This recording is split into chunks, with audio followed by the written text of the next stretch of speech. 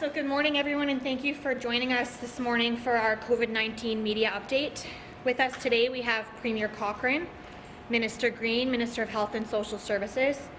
Online, calling us from Hay River, we have Minister Simpson, Minister of Education, Culture and Employment, Dr. Kandola, Chief Public Health Officer, and Dr. Pegg, Territorial Medical Director. So we'll start off this morning, as we always do, with a statement from Premier Cochrane.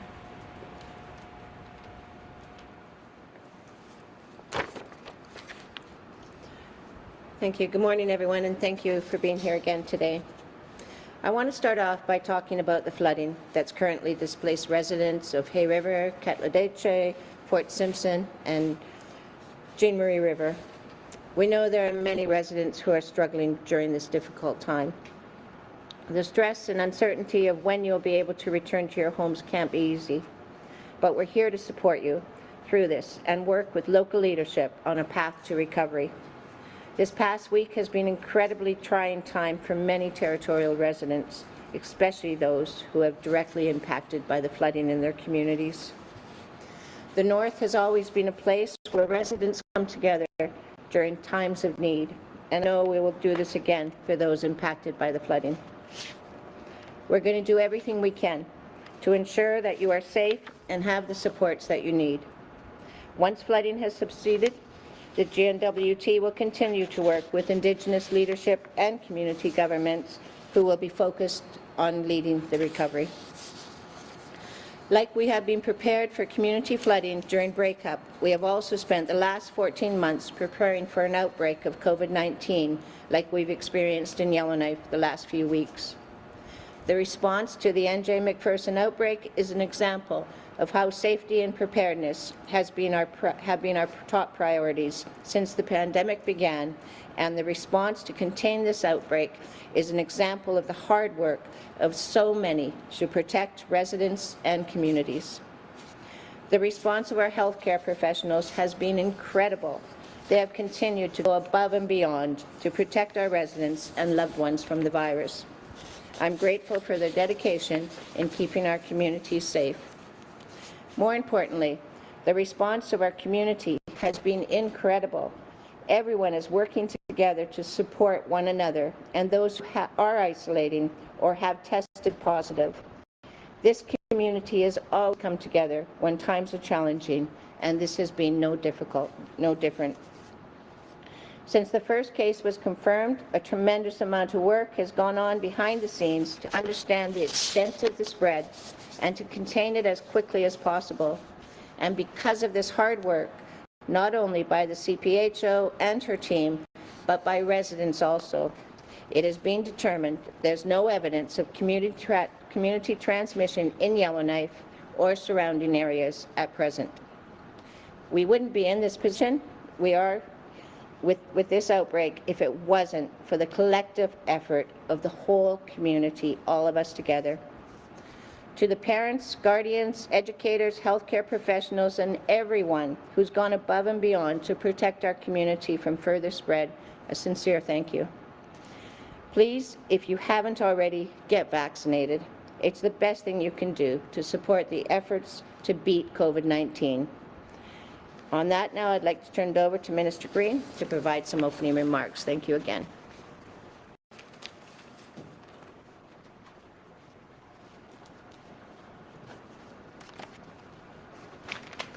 Good morning, everyone. Bonjour à tous. Thank you, Premier Cochrane. First, I would like to provide an update on COVID-19 vaccine rollout in the N.W.T. As of May the 8th, which was Saturday, 27,310 first doses have been given, and 22,501 people are fully vaccinated against both doses, against COVID with both doses. Overall, this is 66% coverage of N.W.T. residents for first doses and 58% for second. New regional vaccine data, which is updated on a weekly basis, is available now on the COVID-19 dashboard at www.gov.nt.ca/COVID-19. I want to express my appreciation for healthcare staff and residents of Behchokǫ, where we saw impressive uptake at popping pop-up vaccine clinics last week. In 3 days, 235 adults and 90 youth were vaccinated against COVID-19. Not only are these residents protecting themselves, they are offering increased protection to their loved ones and community members, especially those who are not yet eligible for the vaccine. To anyone who is currently undecided about COVID-19 vaccine, please consider how your choice may affect those around you, and know it's never too late to change your mind. Yesterday, we booked an additional 250 appointments in Yellowknife for youth aged 12 to 17, which brings us to a total of 750 appointments secured for Yellowknife since the Pfizer-BioNTech delivery began last Thursday. We plan to release more details later this week about the delivery of the Pfizer vaccine to the small communities. We also opened up appointments in Yellowknife yesterday for asymptomatic youth and adults with approval letters from the Chief Public Health Officer to get vaccinated during their isolation period. Any asymptomatic person wishing to be vaccinated during isolation can request approval by emailing cpho@gov.nt.ca. As a reminder, adults can still access the Moderna COVID-19 vaccine by contacting their local public health unit or health center, and for those in Yellowknife, by booking online. Walk-in hours at the downtown Yellowknife Clinic have shifted slightly to accommodate offerings to youth and those in isolation, and are now available Thursdays between 3 and 7 p.m. and Fridays all day from 9:30 a.m. to 4:30 p.m. Because this is National Nursing Week, I would like to encourage anyone listening to thank a nurse in their lives today. We are lucky to have some of the most dedicated and hard-working nursing staff here in the N.W.T. They are the backbone of our healthcare system, answering the call to the front lines every day. Throughout this pandemic, they have left their own families at home to do life-saving work of contact tracing, testing, vaccinating, and caring for residents. I have heard countless stories of nurses going above and beyond their roles to provide comfort during these difficult times. The territory is a much safer and healthier place because of them. They deserve our respect, kindness, and most of all, our thanks today and every day. I would also like to thank the residents of Ndilo, Dettah, Yellowknife, and Behchokǫ who are currently isolating or who have been affected by the school closures. I know that what we've asked of you has not been easy, but you've stepped up and been amazing examples for the N.W.T. You have answered our calls to stay home, to be tested, and many more of you have come forward to be vaccinated. Facebook groups organizing grocery drop-offs and other community-minded activities have reminded us just how much we care for one another, and that's so important. We will get through this together and we'll be stronger for it. On that note, I would like to now turn to Minister Simpson to share some opening remarks. Thank you. Minister Simpson, if you'd like to provide your opening remarks. Thank you very much. Good morning, everyone. Thank you for being here. I would also like to start by saying that my heart goes out to the residents who were impacted by the recent flooding.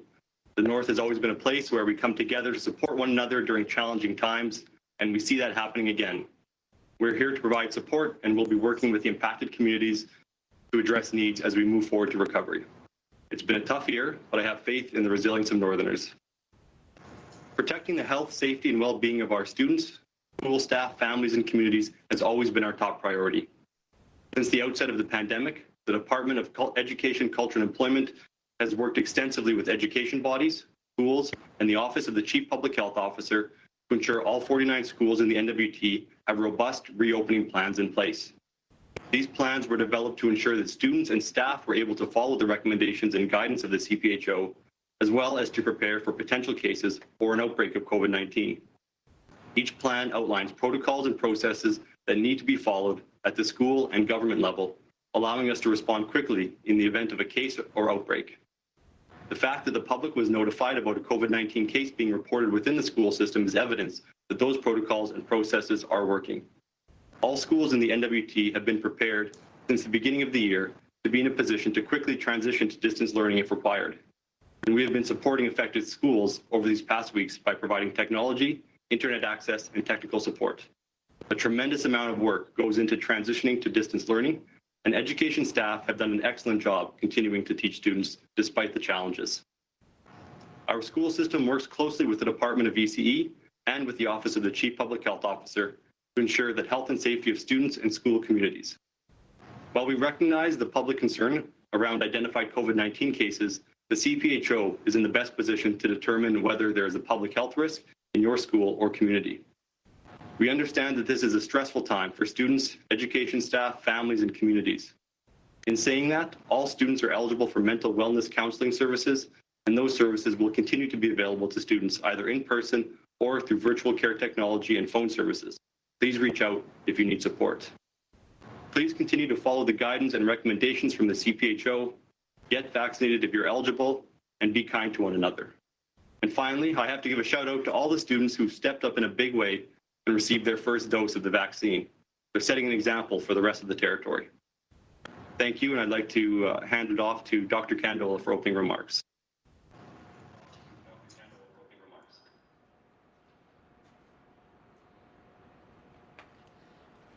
Good morning. Before I start, to all those nurses in the Northwest Territories, happy Nursing Week.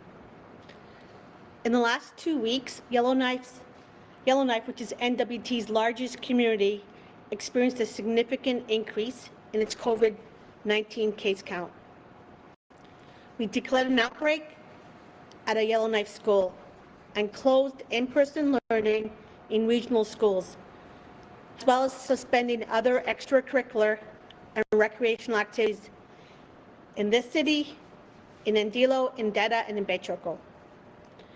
We had to bring in extra public health measures, such as making wearing masks mandatory in indoor public spaces. These measures were difficult. The response of N.W.T. residents, though, shows how resilient we are and that we care for our communities.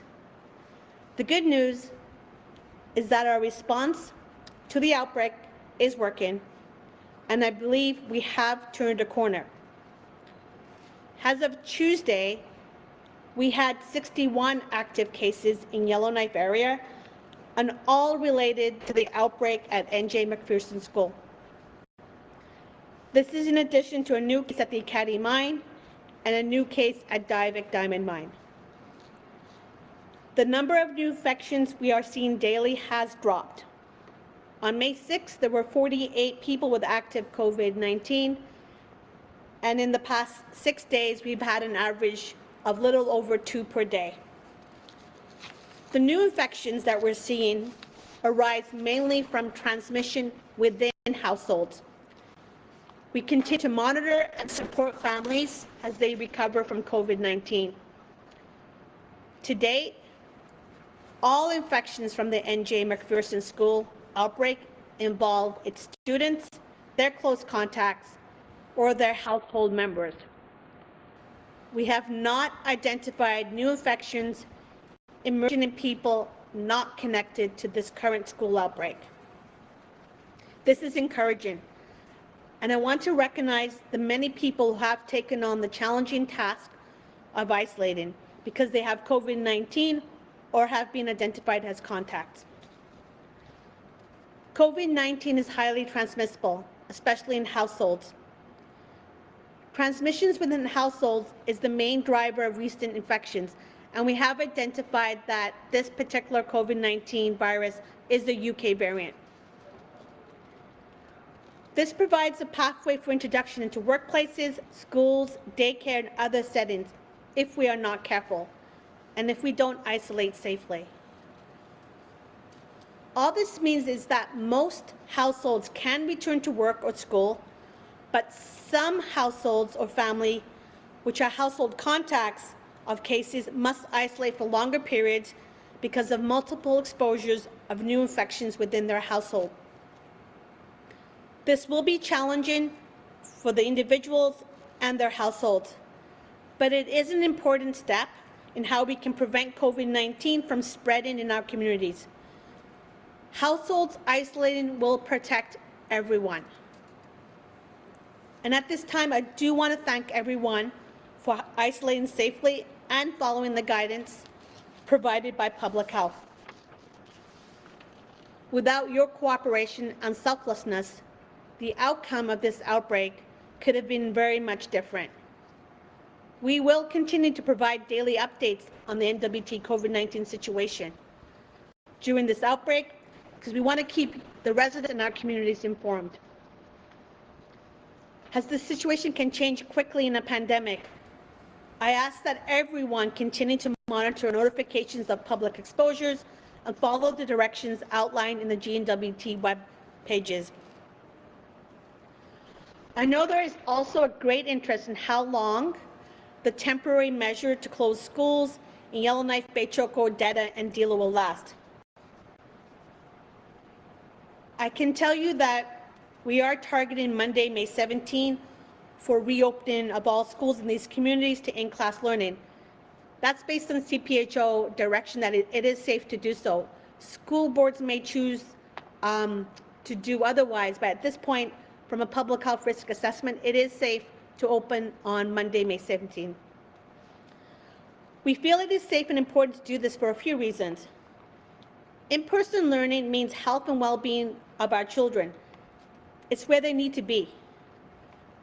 Our best assessment is that there was no transmission to school staff within the classroom.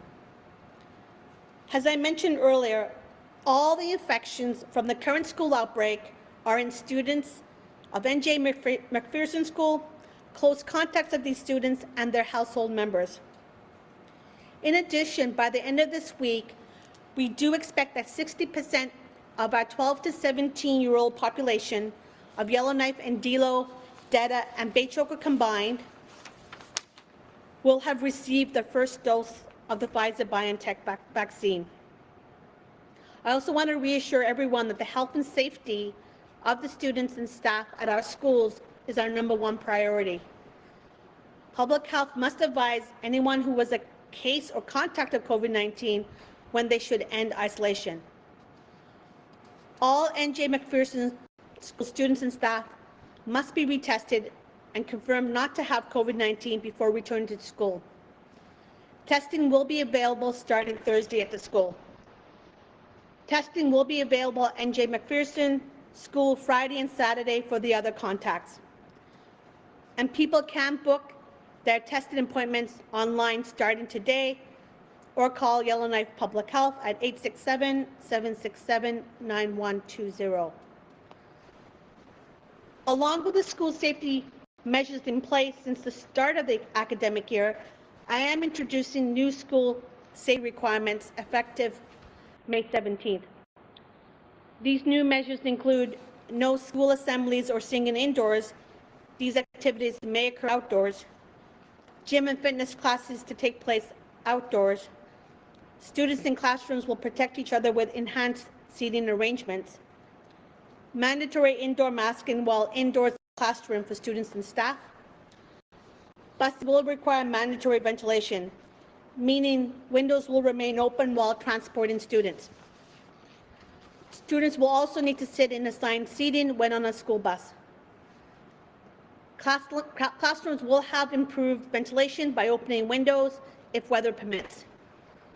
And any child or school staff who is symptomatic with any symptoms of COVID-19 is required to stay home, have an assessment, and provide an assessment card to the school. These new measures require dedicated educators, students, and parents be resilient and adaptable once again. And I am confident they will rise to the challenge and follow these additional measures so we can finish out the school year safely and without additional interruptions to in-school learning. As many of you may know, a small number of the people who have been infected by COVID-19 during this outbreak were already either partially or fully vaccinated, and this is to be expected. The Moderna and Pfizer vaccines, while highly effective in preventing COVID-19 infections, do not prevent them all. Vaccines do prevent severe illness and death. getting vaccinated is still the best way to protect you, your loved ones, and your community from this virus. That's why I continue to stress how important it is for everyone who can get vaccinated to do so. This is very important to our 12 to 17-year-old population who are so active in our community through work and play. For that population, the Pfizer vaccine is available to you now.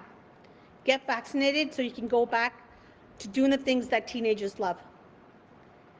And I do recognize this has been a challenging time for our territory, but it has been heartening to see our communities come together and help those who need it. So let's remain resilient, let's remain strong, and let's continue to follow the public health guidance and measures to keep our residents and communities safe. And together, and only together, we can defeat COVID-19. Thank you. Thank you, Dr. Kandola. We will now open the floor to media. As a reminder to media, one question, one follow-up. Please ask your questions here at the mics.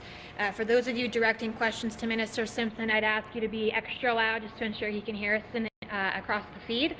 And with that, we'll get started with Hannah, CBC. Morning. I'm not quite sure who might be the best person to answer this question, maybe Cami. But I was just wondering when smaller communities can start to expect to see their youth vaccinated. So we'll get Dr. Pegg to answer that. Dr. Pegg, okay, thanks. Hi, thanks for that. So people who are over the age of 18 and eligible for the Moderna vaccine, there are lists being compiled and transmitted to our vaccination teams in order to plan for vaccine to travel to those communities, and that work is ongoing. So I would say definitely within the coming weeks that should be a distinct possibility.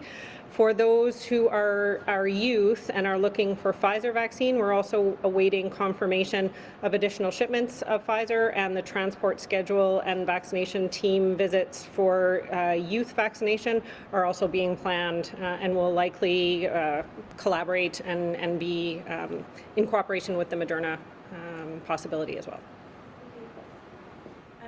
And I think my follow-up, might be best for Minister Green. I understand there's quite a bit of challenges right now in terms of accessing communities in the Dettah that are affected by flooding. But just from what I'm hearing, there's a lot of families and a lot of folks who are clustered into situations where they're staying with 10 plus people, and the encampments, there's a lot of, people need to be fed, and that requires a lot of contact between each other. And I was just wondering what the N.W.T is doing to keep those communities safe in the middle of a pandemic.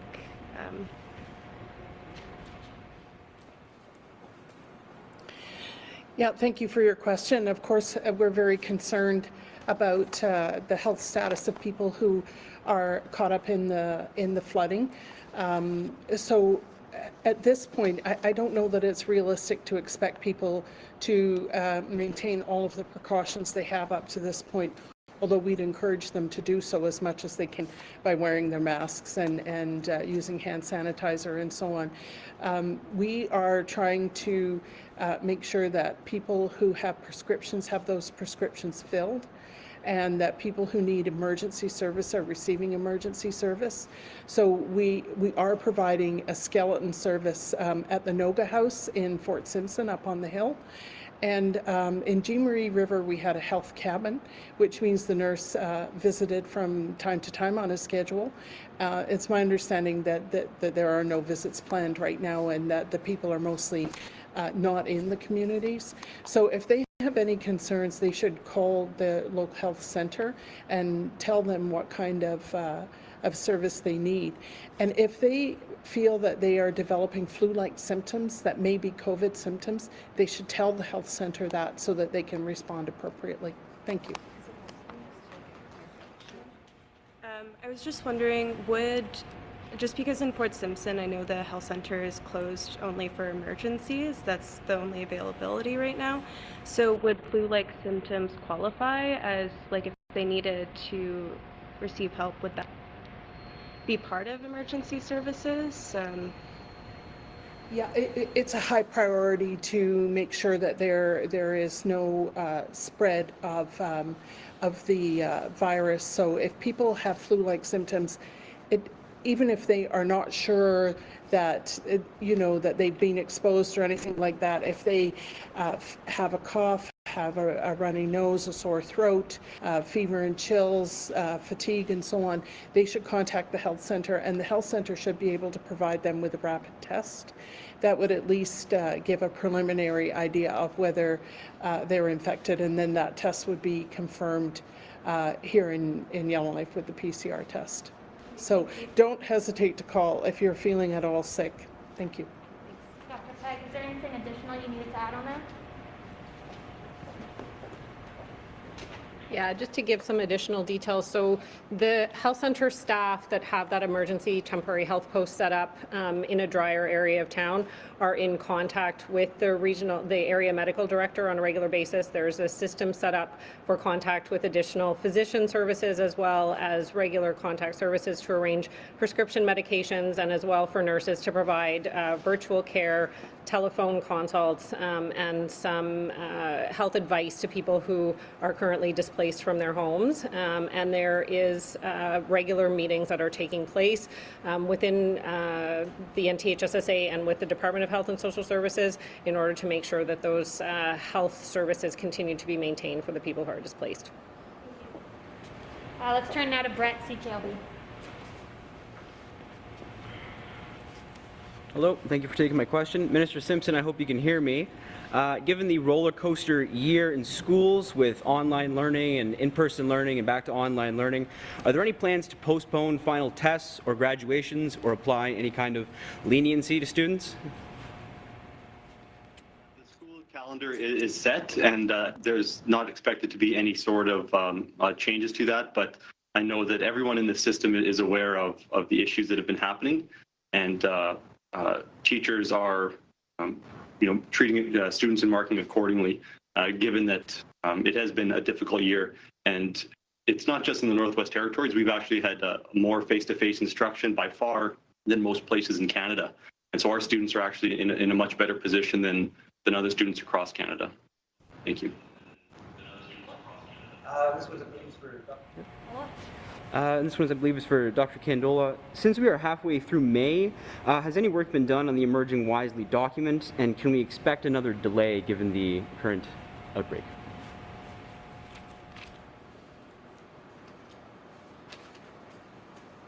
So the good news is when we look across Canada, about 40% of all eligible adults have received one dose of vaccine. However, when we look at Alberta, their rate of infections is still 2.7 times the national average. We are starting to see, yesterday we saw a drop in cases to about 5,300 cases, and that's the lowest since March. So this is pointed to the right direction. We're seeing that vaccines are being opened up in Alberta to age 12 and older. So when we start to see vaccines roll out, a drop in cases, then the risk of importation becomes less. I have to note that most of our cases in the last couple of weeks can be linked to exposure to Alberta. So we really are carefully looking at where Alberta is going in their rate of infections, because our travel comes from there, our cases are coming from there, and so we're very pleased to see this vaccine roll out and anticipate a drop. We're hoping that by the end of May that this is enough to bend the third wave, and also by that time we anticipate that most of our active cases in Yellowknife will no longer be active, and summer is near, and so we should be starting to provide some relaxing restrictions, specifically for outdoor restrictions at the end of May. But the next 2 weeks are going to determine that. In the interim, we are plotting a way when we have time between outbreaks to continue to move that forward. Thank you. Natalie and Anissa. Hi, good morning. Thanks everyone for taking our questions. My first question, I believe, is either for Dr. Kandola or Dr. Pegg. I understand that the majority of the cases in the Yellowknife cluster are children, but I was wondering if you'd be able to indicate how many of those positive cases have received their first and second doses of the vaccine. Dr. Pegg, do you want to take that, the vaccine question?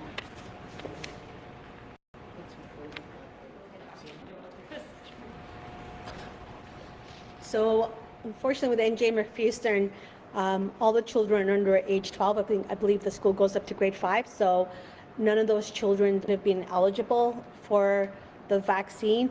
However, we have a number of children between the age of 12 to 17 that are isolated because their siblings are contacts or cases. And there is a specific clinic set up for those students who are now eligible for the vaccine, and Dr. Pegg can give more details on that. I guess what I'm trying to ask, if I can just clarify the question, some of those positive cases I understand are in adults as well. So of all of the positive cases, I'm wondering if you might have an indication how many of those people have received their first and second doses. Okay. So when we look at household contacts, we have less than 5 account of adults who are fully immunized and or partially immunized that have tested positive for COVID, and these are household exposures. But we also know that there were many more adults who are either exposed with exposure points of notification or within school that have not tested positive. The adults that we are seeing testing positive are due to household exposure, and that number is less than 5. Thank you. Second question, follow-up. Yes, my second question is for Minister Simpson.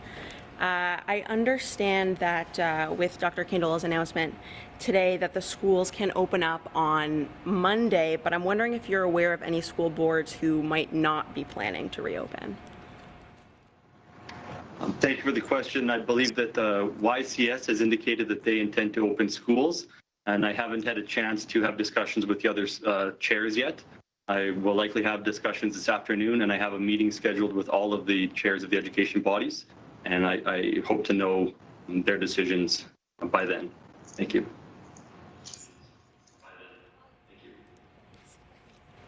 Ollie, Cabin Radio. Thank you very much. Initial one for Dr. Kandola, just to get you to restate a couple of things that people are a little confused about. Can you just confirm that parents of children who were isolating and need testing, that the parents themselves don't need a test unless they were otherwise told they were a contact? And can you give us a little bit of clarity on if households are waiting for children's negative tests to come back and that goes beyond the 14 days, etc., what do the rest of the household do? Can they leave or must they remain in isolation?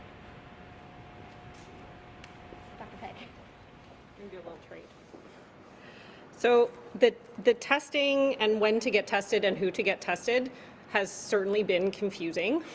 And I think it's also been somewhat confusing because the advice is not the same for every level of exposure. And so it's important to remember that what your neighbor got told as advice is not necessarily what you will get told. In terms of testing, students and staff from N.J. McPherson School who were not named as cases and who do not have a case in their household, so actual students, actual staff, should book an appointment to get tested as long as they don't have symptoms.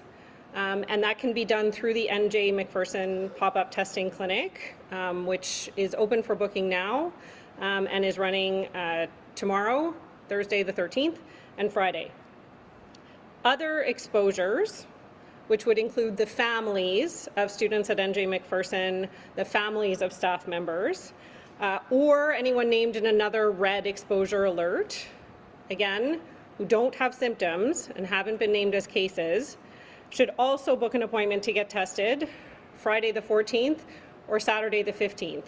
And this information is on the NTHSSA website, and when you go to book your test, you will get automatically directed to the time that you are eligible to book. So when I'm saying this isn't necessarily, necessarily to be remained. Households who've had cases within them will get specific advice from Yellowknife Public Health regarding when to be tested and when their isolation will end. And anyone who has symptoms, so regardless of their exposure, if you're having symptoms, you should make an appointment at the testing center to get tested. Please don't book at the NJ McPherson Clinic if you're having symptoms, and that's in order to minimize exposure. So just to get back to your question, if you were a contact and up until now we're told you don't need to get tested if you're not getting symptoms, we do want contacts, so households of exposures, also to get tested in order to end the isolation period. So that advice has changed because it's sort of the ending of the isolation, moving towards declaring the outbreak over. So those family members of NJ students, yes, should get tested, although the timing, like I said, is slightly different when they would be available. We have added extra staff in order to action results in terms of resulting so that people can get called in a timely manner. I do acknowledge that that has been a delay. To note, people who have been positive have been notified right away. Those have always been the priority. The calling of people with negative results has taken sometimes up to 3 to 5 days due to how long the tests are taken to be processed and how long the results are getting called back. Like I said, we have moved to adding extra staff in order to do that calling, so hopefully that will slightly decrease. But until the negative test is received, the isolation would continue. Okay, thank you very much for that. I just want to quickly ask a question of the Health Minister, if I can. Minister Green, you spoke, of course, about nurses and all the hard work that they're doing this morning. We're carrying a report this morning of some nurses at Standard Territorial Hospital who have a lot of concerns about current policies and what they feel is mistreatment and unfair policies at that hospital. What will you do now to look into that and to make sure that those concerns are heard?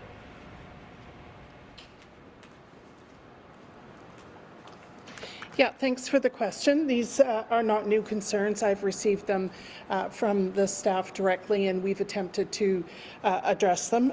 We still need to do some more of that work. So it's my understanding that the Health Authority and the STEM management team has established a joint working group with the UNW to investigate the concerns and to find remedies to them.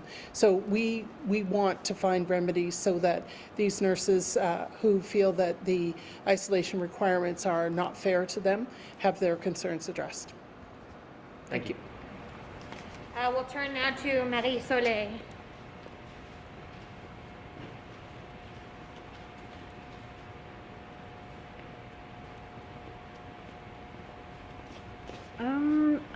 Dr. Kandola, I would like you to clarify something you said. You said that household contact must isolate longer because of multiple contacts within the house. Is that only for household with positive contact? And if so, how long should the family expect to isolate?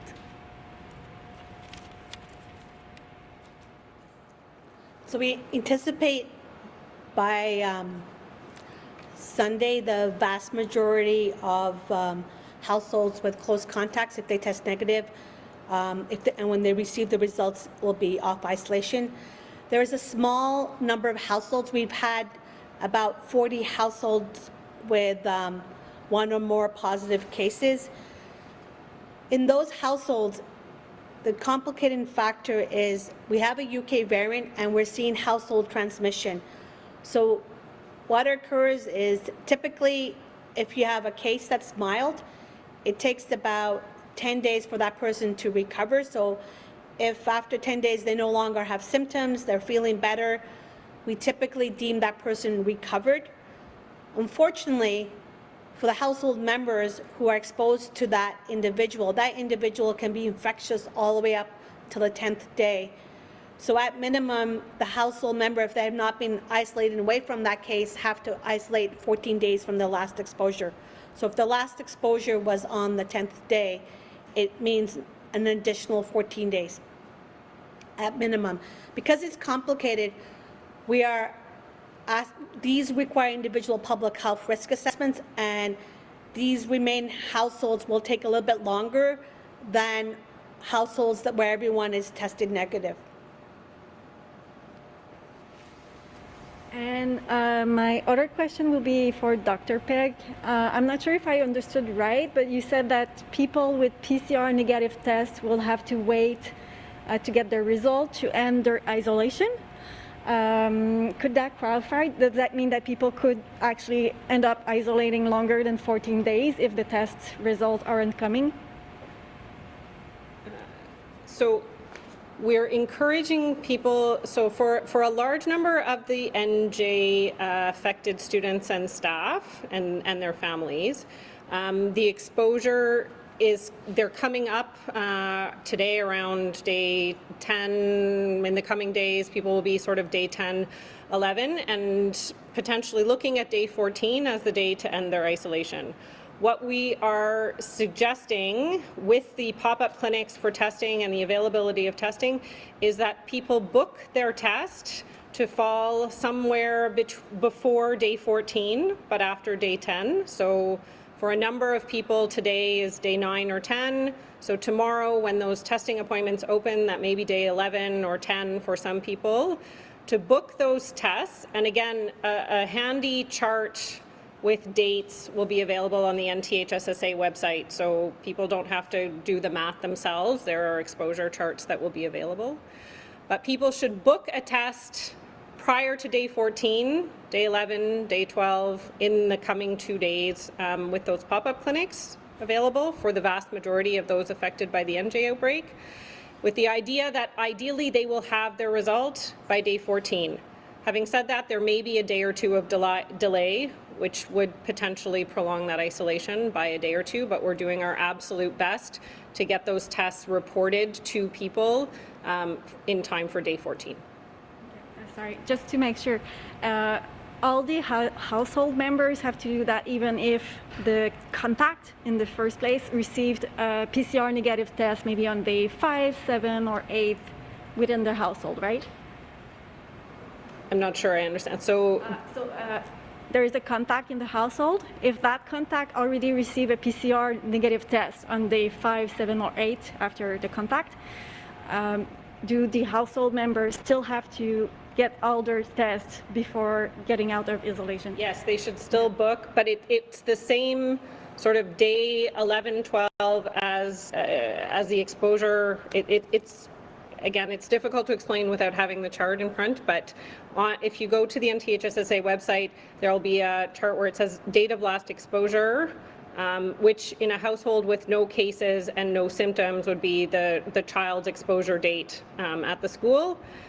The whole family can book around day 11, 12, ideally with the results available day 14 to end the isolation. Cabinet Comms will ensure that we send that chart to all media here today, and we'll post it on our Facebook site as well, just to make sure it gets out there. One clarification question we are seeing online is that whether or not NJ students will receive the rapid testing. Do you want to answer that one?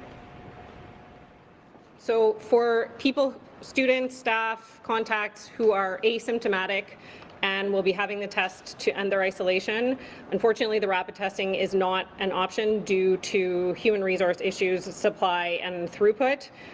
We're able to batch a lot of these tests. A number of them will be sent to Alberta due to capacity issues, which preserves our capacity here for the highest priority testing. Rapid tests do remain an option for high-risk contacts, for people with symptoms, and for people who've been advised by public health to get tested for another reason. Okay, thank you for that clarification. And this question for Dr. Kandola, can you just go, I know it was in your speaking remarks, which we will post online, but can you confirm for people about the youth programming piece? Is that allowed to be open as well, effective Monday, May 17th? So on Monday, I'll be rescinding my order, so that would include allowing schools to reopen, allowing extracurricular activities and programs to reopen as of Monday, May 17th. The only addition that I'll put on the mandatory masking order, that will still stay in effect until schools are no longer in session, and the addition to that will be requiring mandatory masking in classrooms, indoor classrooms. So unfortunately for Yellowknife and Ndilo and Dettah and Behchokǫ, while we still have large congregates of unvaccinated population in elementary schools, we will maintain the mandatory masking order in Yellowknife and Ndilo, Dettah and Behchokǫ, and we will add mandatory masking in classrooms. But the order around closure of schools and the order around suspension of extracurricular activities, that will be lifted Monday, May 17, the same day. Thank you, Dr. Kandola. We'll turn now to Bailey, True North FM.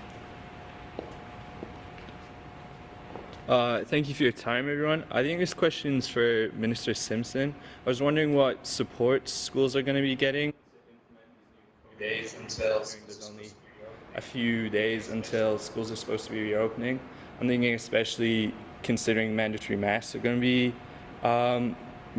made mandatory in schools. Is there going to be supplies of PPE sent to schools?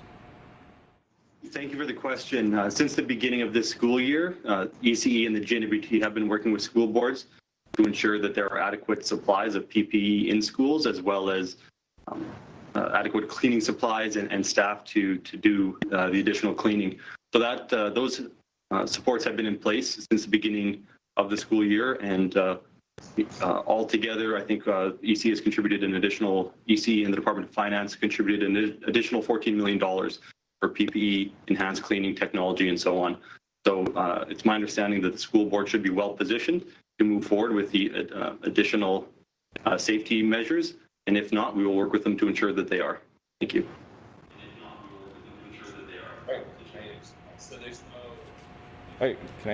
So there's no additional support measures coming as a result of the new measures being introduced? There is money that has already been allocated, and there's money that I believe is still unspent that can be used to purchase additional masks if things like that are necessary. But we've already been supporting the schools to ensure that they can follow all of the safety precautions in place. So I don't foresee any issues with a lack of supplies or a lack of ability to get the supplies. Thank you. Yeah, go ahead. I think this question is for Minister Green. I was wondering if there's any updates about another shipment of Pfizer vaccines coming from one of the southern provinces. Well, let Dr. Pegg answer that one.